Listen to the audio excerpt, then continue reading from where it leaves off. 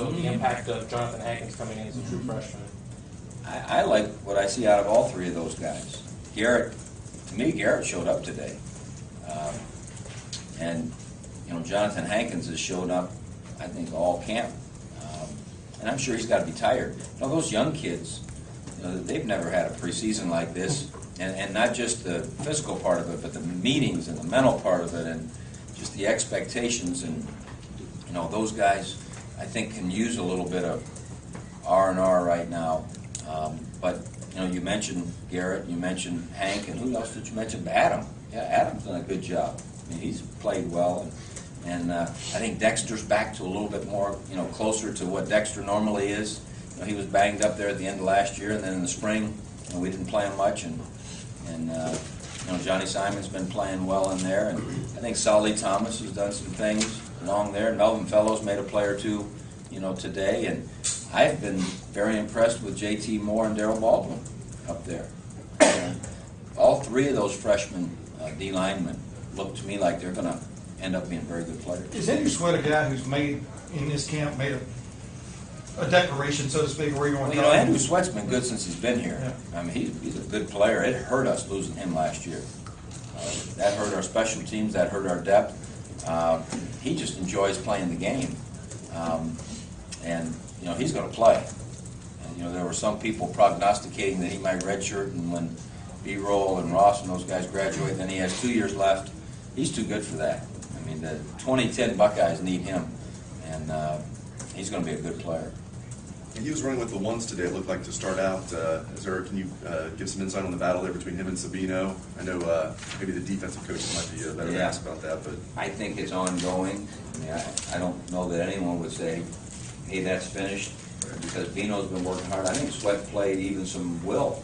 After Ross left, you know, and so, I mean, we're kind of scrambling around. If we can have, you know, 4 or 5, you know, linebackers ready to rock and roll, you know, who's the starter and who plays more and who's going to play in nickel and all those things, it'll unfold. But I think they're pleased with Bino and, you know, Andrew. I wouldn't want to infer that Bino's not doing well. What was your, what did you get out of, like, yesterday's little trip to Xenia and stuff, and what was... We weren't anywhere. Oh, yeah. Isn't that what I was supposed to say?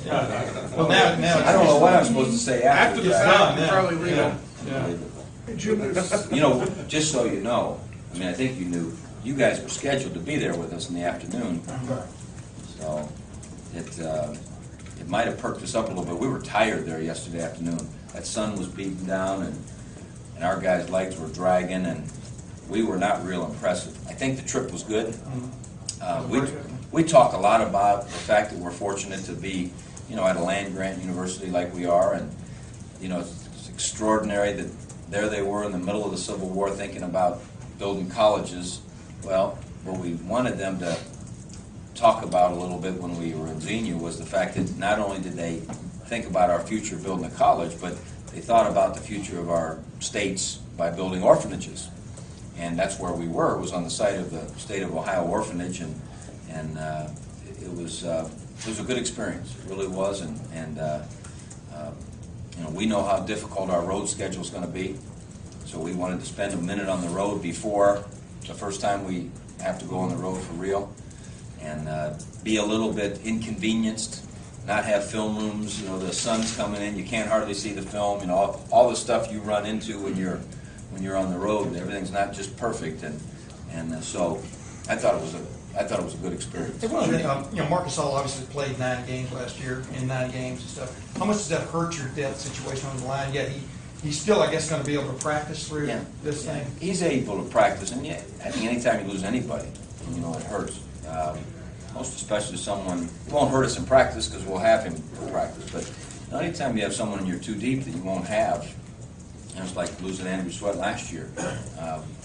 You know, it hurts you, and so, you know, it's disappointing, but it is what it is, and we've got to, you know, be positive about it. And the upside is he'll have a 5th year, which, you know, you like for offensive linemen, but it won't help us in 2010, and we're most, you know, interested in 2010. Jim, you were in a conference call on agents.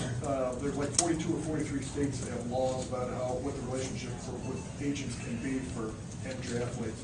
Do you have any strong feelings one way or the other about whether the state should take more of a role in this, or could you tell us a little bit about what was discussed? You know, to me, there's so much that we have to do collaboratively.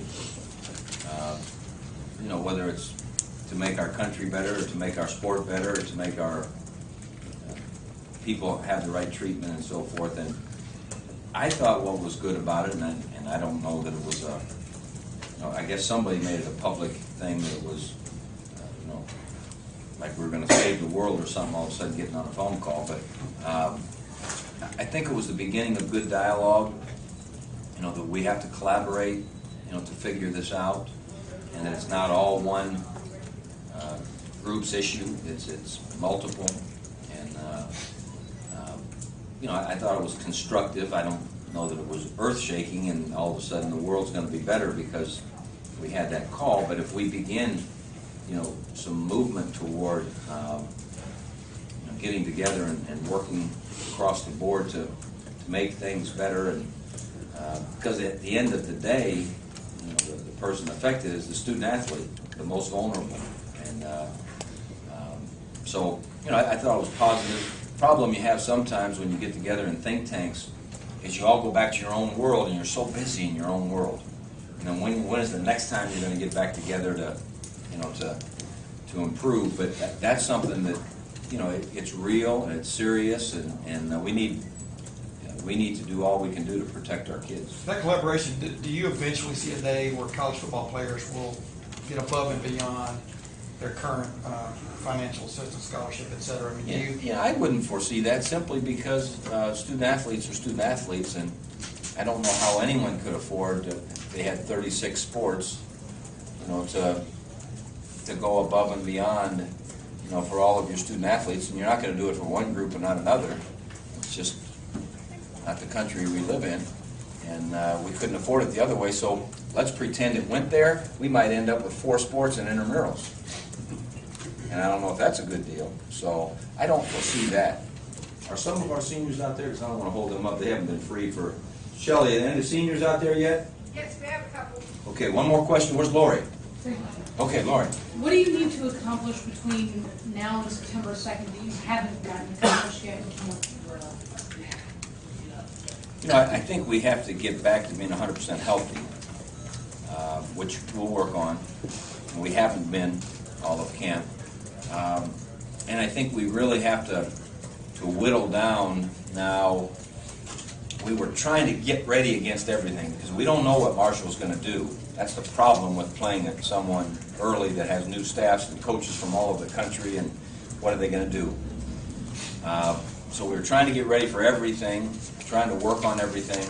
Now I think we've got to get healthy and we've got to get trimmed down so that we can go week by week. And we know every week's going to be different. So we have a little bit of a data bank of what we're going to do offensively and defensively against certain things.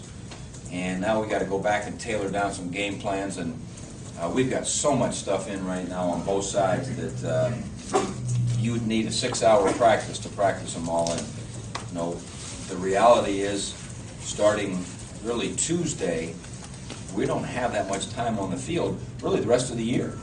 You don't practice that many days each week for ball games. So we've got to get healthy and whittle it down.